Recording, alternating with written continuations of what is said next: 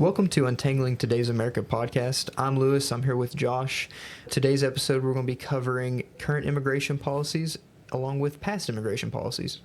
Yeah, in the build up to this and the research we've been doing, we've found some quite interesting numbers. I think we're going to go cover the current administration, the last administration, and even back to Obama's administration.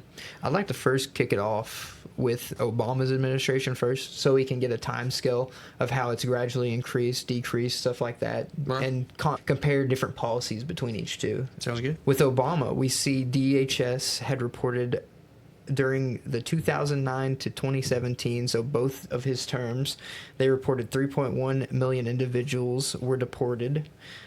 And then along with the voluntary returns, that bumps that number up to 5 million. We also see here 2.4 million undocumented illegal aliens entered the country during his presidency. And most people compare Obama as being a lax on immigration president. But he was actually one of the more recent presidents in our time to deport such a vast number of illegal immigrants. That's the common thing now is people forget that Obama really built a lot of the facilities that we have now to house these illegals in, and while they're waiting on a court date or what have you, or to go back. It's a little while ago, there was an image of a detainment facility that was going around, making its rounds on the internet. That was an Obama-era detainment facility. It was just bare bones, metal cages. Yeah, it's chain link fence cells, yeah. essentially. That was an Obama administration Project, CPS facility. Yeah, and I think you saw in the first Trump administration, across all sorts of cable news outlets and print media, that we saw the kids in cages separating from parents. That was Obama. Yeah. That was an Obama administration image. Yeah, and also he was the one that started that policy. His administration started the policies to allow that to happen. Yes, it's the separation of parent and child during his term. Yeah. Next, let's move up to Trump's first term. During his 2017 to 2021 term, we see that he had over 1.3 formal removals and then 2.4 undocumented removals. I couldn't find a number anywhere, Josh, on how many voluntary removals we had, or voluntary returns, I should say. Yeah. But I would venture to say it's a similar number in the ballpark of what we would see, maybe not what we would see in Obama's administration, but what we would see in like a Bush administration or prior to that. I'd say it's more along the lines of that. And we're also talking about 4 less years. That's going to make the number a little bit smaller. But we also see within his term a very harshening of rhetoric towards immigration. Yes. A very tightening up on deportation and like harsh language towards the illegal immigrants or undocumented aliens. Yeah, and it's interesting. So you mentioned there's around 1.3 illegal aliens formally removed during the Trump administration. That's in his 4 years. Obama obviously had 8 years before that. So if you multiply the 1.3 times 2, it's 2.6 million. So it's still significantly less, about 500,000 less deportees that happened under the Trump administration than in the Obama's administration. Then moving on to the Biden administration, we see in 2021 to 2025, a total of 4.4 million illegal immigrants were deported, but 3 million of those came from Title 42 expulsions. That's interesting. So he had no choice, essentially. Yeah. But the interesting part, when we break down the numbers quarterly within the first few years of his administration, or Biden's administration, it was only around, I think, 40,000 illegal immigrants during his first year was deported. It jumped up to 70,000, and then 130,000, I believe, in his third year. And then his fourth year, it jumped up to 260,000. Yeah, I mean, but that was only because of the building pressure and the Trump campaign building upon the fentanyl crisis, the drug crisis at the border, the illegal immigration crisis the country's having. It was just due to rhetoric that he increased CPS funding and ICE. Allowing them to deport more individuals and he was getting pressured from both sides. But we also see a major number. Illegal border crossings was 9.3 million during Biden's 4-year term. And that's a direct result of rhetoric that his administration is pushing out, essentially inviting people to come. It was more of the policies in place at the time, which was catch and release, which wasn't no contact, but it was if you encounter an illegal immigrant, it wasn't arrest and deport. Or it wasn't detain and deport. Yeah. It was catch and release. catch and release into a country. You may Catch get and a court release. date that's 7 years from now, and we'll never see them again. Catch and release, and I'll give them a train ticket to, or not a train ticket, but a bus ticket or a plane ticket to California, New York, or one of the sanctuary cities. Yeah, and we saw them literally the federal government literally renting out entire hotels just to house these individuals, and willingly so. It wasn't, and they never did anything to get away from that. We spent the federal government during the Biden administration spent billions of dollars within renting out hotels. Yeah. To house these illegal immigrants. And I don't even know how much on plane tickets and bus. I'm not sure if I saw that number, but it has to be astronomical. It was quite a bit in transportation costs. But let's move on to the Trump 2025 and this year. We've seen with Trump during his campaign against Joe Biden and then transitioning into his campaign against Kamala Harris, we saw the entire election for him technically hanged on the illegal immigration crisis at the border, where we saw 9.3 million undocumented aliens within a 4-year span enter the country illegally.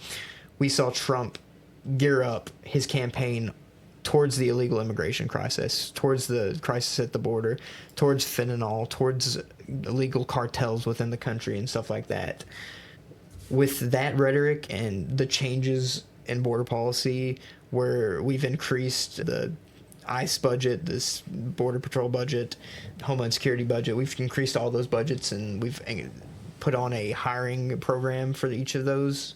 I think it's around 60,000 new Border Patrol agents that they're trying to hire. We've seen record lows month to month on how many illegal aliens are apprehended at the border. Yeah. Within January, I believe, their first term, we saw a record of, I believe it was 100,000 illegal immigrants were apprehended at the border. And on the front end of the month when Biden was still in office. Yes, on the front end of the month. And then we saw it drop to, I think, 80,000 that next month. And then it continually dropped about 20,000. And now I think it's hovering around 8,000 for this month. It was so far this month. Last number I think July was like near 8,000. Yeah, it was under 10,000 last time I looked. Which is record. Every time they've put out CPS has put out a statement on how many apprehensions they've had at the border, it has been record lows. It has been breaking your record each time, along with how many undocumented aliens they have not recovered. Yeah. Which I think this month is another record low, which was 137 that CPS did not detain. Yeah. That they lost custody of. Yeah. And you mentioned that the election this last cycle hinged ultimately on immigration. That's very true. For the first time in my lifetime, probably, I don't know if ever, but at least in our lifetime, the election really was decided on immigration, and on both sides of it. There was people that came Trump's way and voted for him on the basis of immigration. I would argue that's why he got a larger African American vote. He got a larger Hispanic vote. He did a masterful job, and his campaign team did, as turning immigration into the economy. It's all one and the same now, and that's how they're able to reach these minority groups. It was really definitely tied into job security, low wages for American workers, and also national security. Yeah, national security is another large part, and those, in general, the economy, immigration, national security are the three big concerns in any election, any national election, and they did a great job at tying all those together, and it's a real problem. And to his credit, Trump's been saying this since he came down the escalator in 2015 to announce it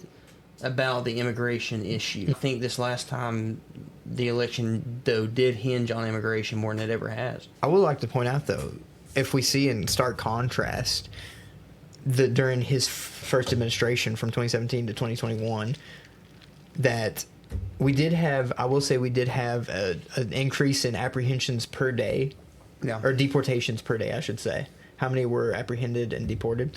But in the second term, we're seeing numbers upwards of 3,000, where compared to the first term, and also within Biden's, those numbers were averaging like 900 to 400 within Biden's term. Yeah. And which is a massive jump. Yeah, and part of that's due to they have more staff. That's a big part of it. But they're also allowed to do their job. That's the other key component of that. Was the hiring of Tom Holman as the border czar. We saw with him, he came in from the get-go with interviews we saw on Fox News where he stated exactly what he was going to do. He was going to increase the Border Patrol agents' presence down on the border. It also helped that the Trump administration allowed the access of National Guard members to be deployed alongside Border Patrol officers, which allowed them to fortify positions that are often commonly left unattended. Yeah, and we saw, you mentioned the interviews he did. He went on all sorts of cable news outlets and podcasts and everything, and did interviews during the campaign on behalf of President Trump, describing what their plan was, and the plan has been the same the entire election cycle. And I think that spoke to them. That's why you saw a huge increase in early January, because they were hearing of this in Latin America, in South America, in other countries that the people come from, in African countries and Middle Eastern countries are hearing of this, and they're trying to get people in here. The rhetoric we definitely saw has played a massive role in the decrease of Border Patrol encounters. I will say that is correct. It's massive how a change in policy and such a pronounced change in such policy has shown results like this.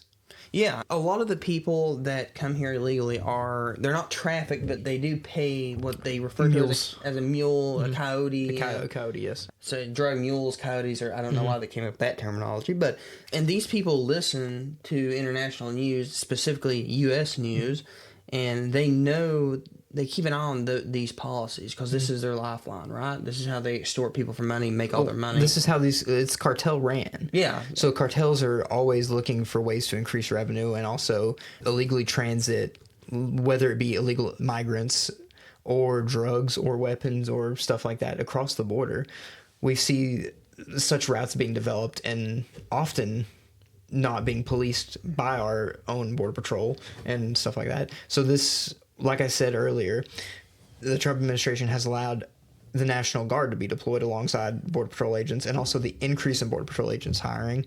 We've seen that these coyotes and their routes have been more closely monitored and been able to be apprehended and shut down through those means. Yeah, and the cartel, you speak of it being cartel ran, they make a lot of money doing this, but the bulk of their money is made through drug trafficking. And also, one thing I will say, through the trafficking of individuals, they also have to pay fees sometimes when they make it to the other side. They'll still have money they have to pay the coyotes or the cartel that transported them across the border. Oftentimes, if they don't, that burden falls onto the family that's still in Mexico, or it falls onto the people who are being transited over, or still in transit, I should say. There was one, I believe, that was a story recently where a mother from Mexico had sent her daughter, I believe she was a minor. Yeah. That the coyotes had said that she had died in transit, but instead she had been given to another family to be adopted. Yeah, and so and they play this game because they want to continue to make money at the end of the day.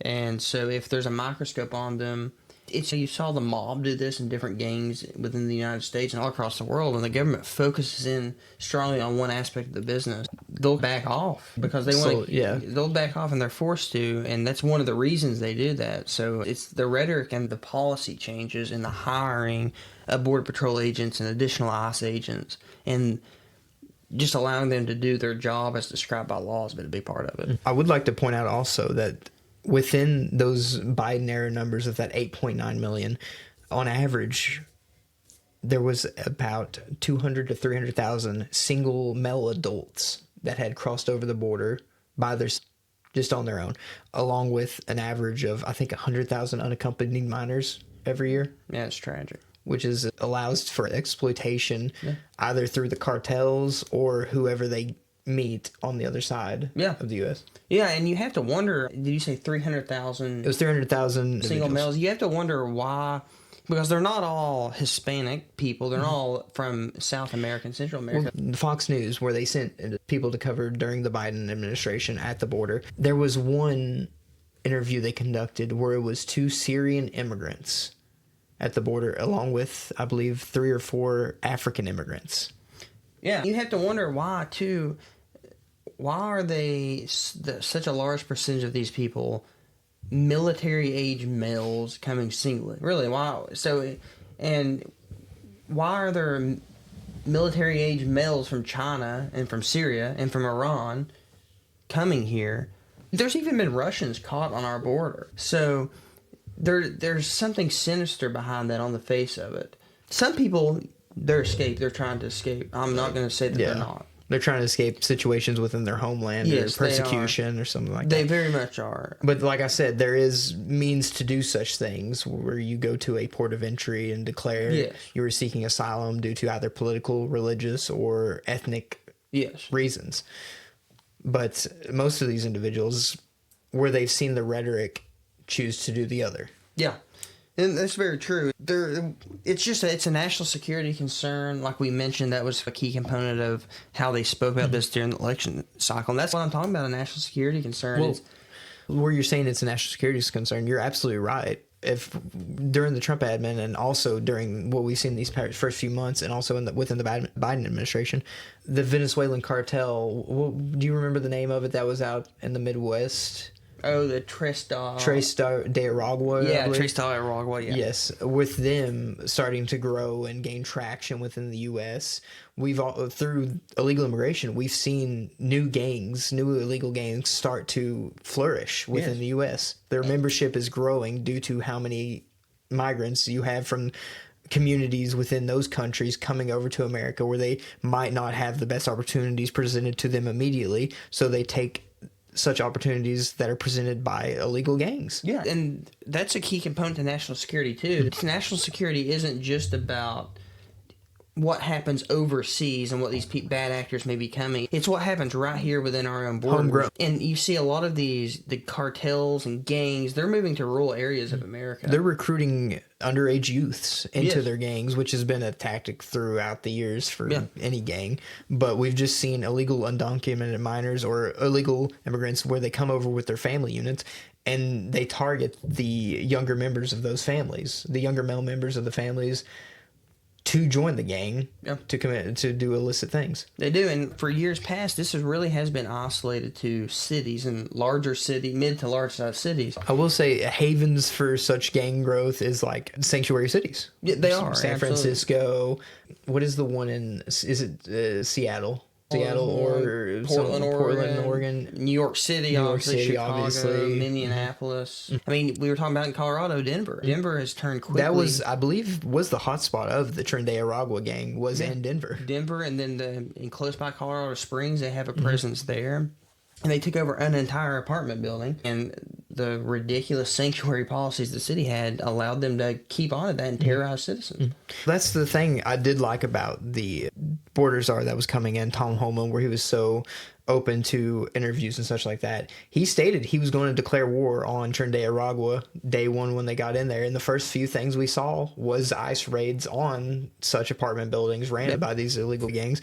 We saw vast increases in in ICE agents within like sanctuary cities, especially within Los Angeles and San Francisco, where we've seen an increase in riots within those cities after the Border Patrol enforcement agents and ICE agents go to conduct raids on illegal aliens or criminal illegal aliens. Yeah, and I see in another policy change that, I don't know if you call it a policy change, but a designator that this administration almost immediately put on dozens of gangs and cartels and was the designation as a terrorist organization. And so that allows our government, under how the law is written, to go after them more aggressively and in different ways. Well, here's the thing. I don't understand why it took this long for a lot of these gangs to be designated as terrorist organizations. I don't either. If you look within Mexico, you see the tactics they use to torture and to terrorize the local communities along with the politicians within those countries, where they often operate on assassinations, kidnappings, mutilations, stuff like that. It's no different than what we deem terrorists in the Middle East. It's no different than terrorists out there. Yeah. They act the same. They are the same. we just had for the longest time considered them organized crime when they act so unorganized. Yeah. So I think the designating these groups as terrorist organizations, it allows the government to go after them more aggressively. It allows for funding to come from different places to go after them. It really made it easier to send the National Guard to the border and to send the National Guard to these cities to help control the riots. I will say, though, the only reason those riots occurred, though, was non-transparency from the administration about what raids were being conducted, exactly why those raids were being conducted. Within Los Angeles, we see ICE raids being conducted. They were targeting a marijuana grow. That was a different one I'm thinking about. But the one I'm thinking about was the one which was targeting tax evasion, I believe. Yes, it was the one that sparked all the riots against the ICE and the border patrol agents. There was masked ICE agents. Yes, there was masked ICE agents going into this Mexican restaurant, but they weren't going in there for any illegal immigrant raids or anything like that. It was due to belief of drug transportation, I think, was one of them, and something about taxes, I believe. Yeah, and that's a fine line where, so we want transparency, and part of that is you can only be so transparent on the front end because this is a tactical situation where you're trying not to get people killed and you're trying to do the job. Well, that's the whole thing where everyone was having issues. Karen Bass came out and said if the ICE or just someone had chimed us into it, the local police station was there. They knew exactly what was happening because they were working in conjunction with the ICE agents. But then she goes on, or the mayor of Los Angeles, Karen Bass, she goes on national television saying, we don't know what was happening. How are we, our community, supposed to take ICE agents in our neighborhood within our sanctuary city acting? We just assumed that they were here to arrest illegal aliens who had done nothing wrong. And then within that, it spiraled and spurred into a full-on 3-day riot that has slightly continued along with individuals assaulting ICE agents, assaulting the National Guard, assaulting local police agents that are there with them. Yeah. We saw protesters surrounding just local police under an overpass, chucking concrete and bricks at them. Yeah. Shattering windows, trying to hit them. And then we saw ICE agents leaving the raid. We saw an individual that was an illegal alien pick a rock up and just chuck them into the windows multiple times. I believe he shattered 6 or 7 government-issued vehicles' windows by throwing bricks at the drivers. Yeah, and one of the things, too, is they talk about transparency and they don't like that they're wearing masks. The fact is, these agents are being doxxed and putting them and their families in jeopardy. In general, I'll have to say I'm probably against law enforcement officers going around masked where you can't see their identity. But these are special operations within law enforcement. This is so it's no different than an advanced SWAT team going after a high-profile warrant. So there's tactical reasons to be quiet beforehand. You don't need a loudmouth mayor knowing about these things beforehand. You need a select small group of people that know what they're doing, and then afterwards you can explain. Now, if they start grossly attacking private businesses and they end up not arresting any illegal aliens, and they end up actually getting some, which has happened, but getting legal citizens that are here, then we may have a problem. I may be able to side with that better. That's not happening. No. That's not happening at all. So the transparency is there. It's just you can't have that transparency open to the public before the raids are committed. No, it's tactically stupid, for a lack of a better term, because you will get people killed. Yeah, but just with those though, we've seen where the public in those cities have taken such a strict stance towards ICE agents whenever they do come in to operate in those countries or in those cities. But we also saw within that Tom Holman, along with all the events occurring within those sanctuary cities, with all the agents being attacked. We also saw with the president, they both took and put different statements on the television. One with Tom Holman, where he said that he will flood sanctuary cities after Governor of California Gavin Newsom said that we are a sanctuary state. Yeah. that ICE agents should not be operating within our state. Tom Holman came out and said, I will double down. I will send as many ICE agents and Border Patrol agents into your state as I want. We will flood your state because your state is where all the problems are. Your state is where all the crime is. Your state has over 10.3 million undocumented aliens in it. Yeah, and like California and Los Angeles is a good example. Their policies that are allowing these people in this crime to brew affect the rest of the country. As much as I hate to say it, the way cities go is the way the country goes. That's where your biggest population centers are. That is where a lot of your brilliant minds reside, work. That's where a lot of your business comes out of. It's where a lot of the economic growth for the country is. And from a transportation perspective and allowing it to spread, think of Los Angeles, Interstate 40, a major east-west interstate that goes across the entire country, starts in Los Angeles and ends in Wilmington, North Carolina. You can literally access the entire country, the entire kind of middle south of the country out of Los Angeles. So that crime is making its way east. It's making its way into states like Arkansas, Tennessee, North Carolina. That's we've seen these illegal gangs prosper so much. Yeah. They've had access to our internet or travel systems such as interstates, highways, and they've used that to expand,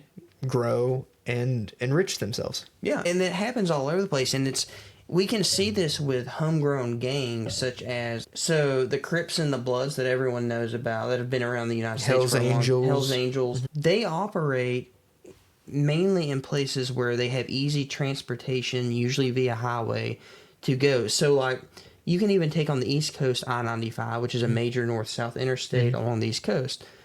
These Crips and Bloods, and mainly on the East Coast, the Crips and Bloods are operating even into Myrtle Beach. The Hells Angels are a big one in the Myrtle Beach area, too. They are. They peddle drugs. That's a homegrown version of it. And they all have the same tactic on where they want to be so they can get to the most place. Because it's all about making money for them. They want to spread, and then when they're able to grow to such a large number in a state like California and a city like Los Angeles, it makes it much easier for them to spread across the country at a rapid pace. And then hit those rural areas, it's unheard of. Until recently, this has not been a rural problem, but it's increasingly become a problem in rural states, in rural areas of states. We've seen where they've started growing illegal marijuana operations throughout the country.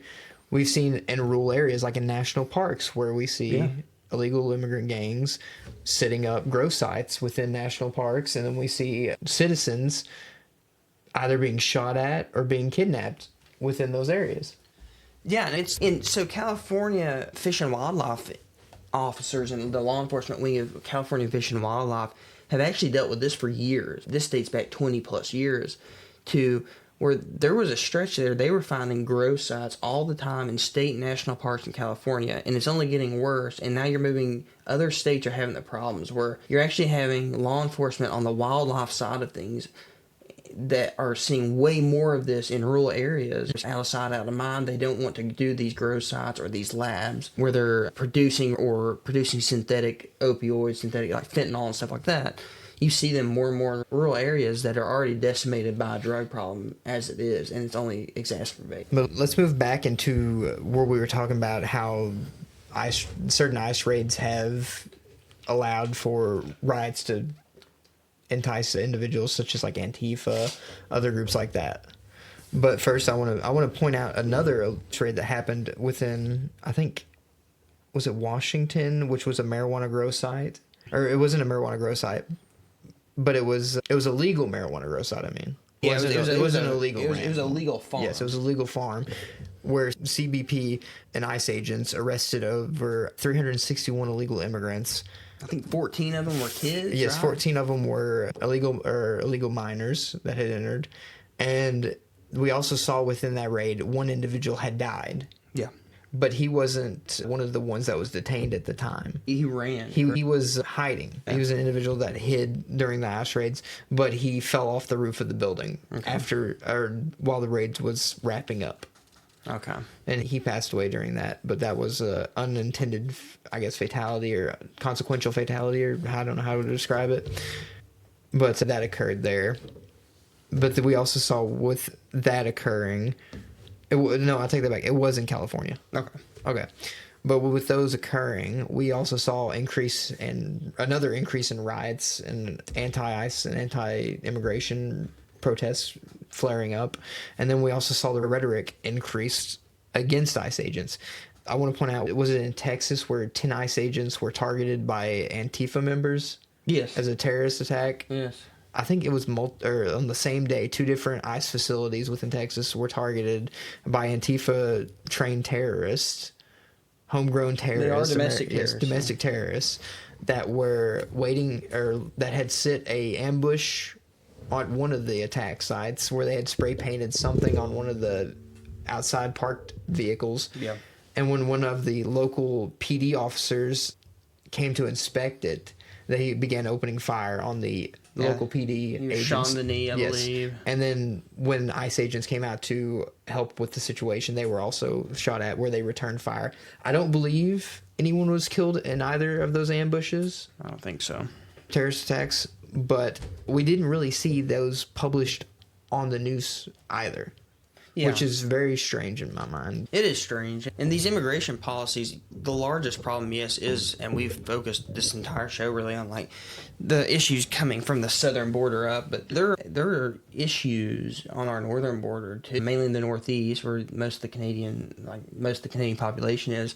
Just today, a little bit before we started recording this, we saw some new tariff rates come out, and 35% tariffs on Canada, I believe, right? And so the reason for that largely is they're allowing fentanyl to come over, according to the White House, they're allowing fentanyl to come over the border illegally. Mm-hmm. Using it to target Chinese importers. Yes. Where Chinese companies were importing drug manufacturing byproducts within to Canada, and then they set up labs there. Yes, and they had set up labs there, and then they would sneakily import fentanyl, illegal drug products, and stuff like that through the ports of entry within Canada, or just through the border to the U.S. Yeah, and I think the last I read this year, the U.S. has recovered around 74 pounds of fentanyl that came over the Canadian border, which. It's an insane number. In June, or just in this month, it was, I think, already at 17 pounds of fentanyl seized. Jeez. That's so deadly. We're talking, you could wipe out entire states with that. And it's absolutely decimating us from within. The bad thing is they're lacing commonly used narcotics with cocaine with fentanyl, heroin, marijuana. And those that we've seen with those, a spike. And overdoses. And they're fentanyl overdoses. They're not overdosing on heroin necessarily. They're overdosing on the fentanyl. The trace amounts that are in there. Yeah, so it takes a scary situation, makes it even worse. But mainly, those are just some of the points to go over with what we've seen in this year's administration. It's just those slight changes compared to the Biden administration, his first administration. Because I'd say in his first administration, he wasn't this strict on immigration. And then we also see, compared to the Obama administration, which was a lot more stiffer than another fellow Democrats administration. Yeah. But we've seen with Trump, he's doubled down, he's tripled down, he's just increased everything tenfold to tackle these issues that he ran on.